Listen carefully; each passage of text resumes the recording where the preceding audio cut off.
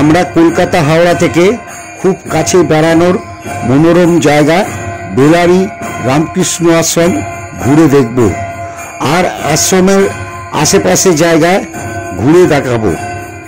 বেলারি গ্রামের গঙ্গা তটবর্তী এই আশ্রমের ঠাকুরের চিন্তায় ডুবে যাওয়ার এক আশ্রম। তাই আমার চ্যানেল শেরশাহস ওয়ান্ডার ওয়ার্ল্ডে আজ স্বাগত জানিয়ে এই ভিডিওটি শুরু করছি। বেলারি রামকৃষ্ণ আশ্রম হাওড়া জেলার উলুবেড়িয়ার সন্নিকটস্থ বেলুড় মঠের ভাবপ্রচার পরিষদের মাধ্যমে উপদেশপ্রাপ্ত স্বশাসিত একটি আশ্রম। 1931 সালে দ্বিতীয় সংঘাধ্যক্ষ স্বামী শিবানন্দজির মন্ত্রশিষ্য স্বামী আদি ভবনানন্দজি এই আশ্রমের প্রতিষ্ঠাতা এবং চতুর্থ সংঘাধ্যক্ষ স্বামী বিজ্ঞানানন্দজির মন্ত্রশিষ্য স্বামী বিদ্যানন্দজি, যিনি ভারতবর্ষের স্বাধীনতা সংগ্রামে গান্ধীজির অসহযোগ আন্দোলনে অংশগ্রহণ করে দুবার কারাবরণ করেছিলেন। এটি হল আশ্রমের প্রার্থনা গৃহ।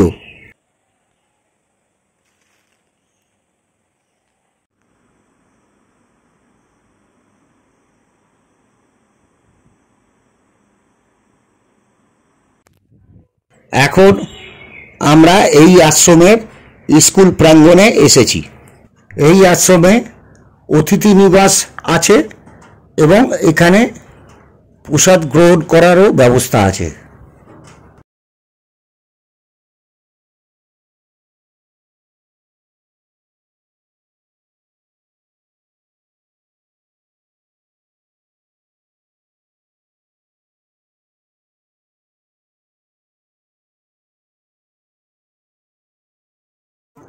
এটি হলো আশ্রমের ছাত্রাবাস।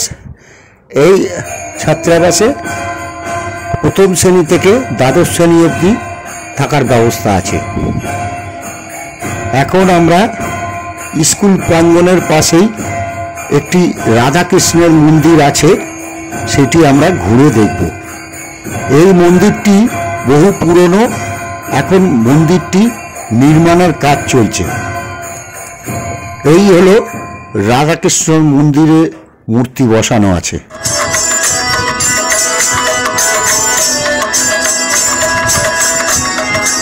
আশ্রমের বিপরীত দিকে ছোট পথ দিয়ে আমরা ভাগীরথীর তীরে যাচ্ছি।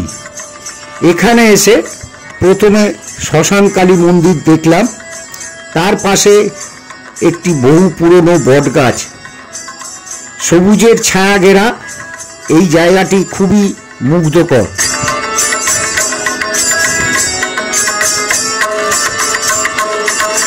বিশাল বিস্তীর্ণ সবুজ, সেই সাথে বয়ে চলা আঁকাবাঁকা পথ ও নদী।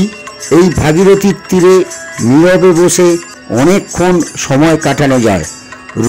রোদ উঠলে জলের উপরে তা প্রতিফলিত হয়ে চিকিমিকি করে। বাঁধের ধারে বসে বেশ ভালোই লাগে। নদীর ধার দিয়ে হেঁটে গেলে দারুণ প্রাপ্তি হয়। একদিকে উদার প্রকৃতি, অন্যদিকে জলরাশি অফুরন্ত ও চওড়া। বর্ষায় নদীর সঞ্জীবতা অনেক বেড়ে যায়। এখানে পিকনিক ও নৌকো নিয়ে নদী ভ্রমণ করা যায়।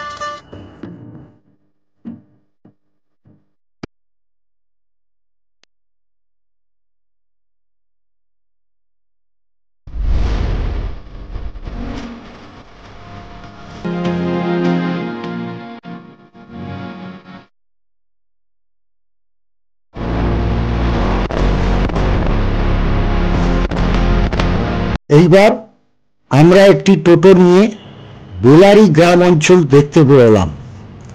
দুই পাশে গ্রামের সবুজ পথ দিয়ে আমাদের টোটো চলেছে। এই গ্রামের বয়ে যাওয়া গঙ্গার ধারের কিছু সুন্দর দৃশ্য যেতে যেতে দেখতে পেলাম।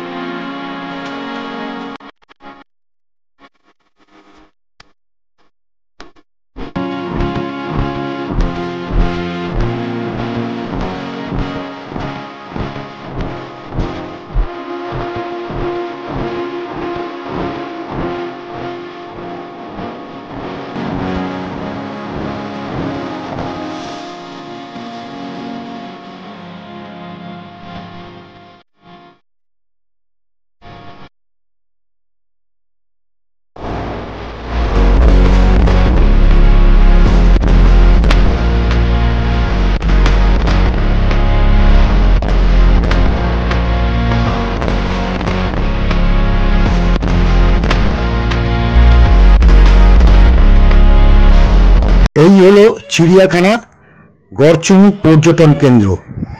এর পাশেই আছে 58 লক গেট।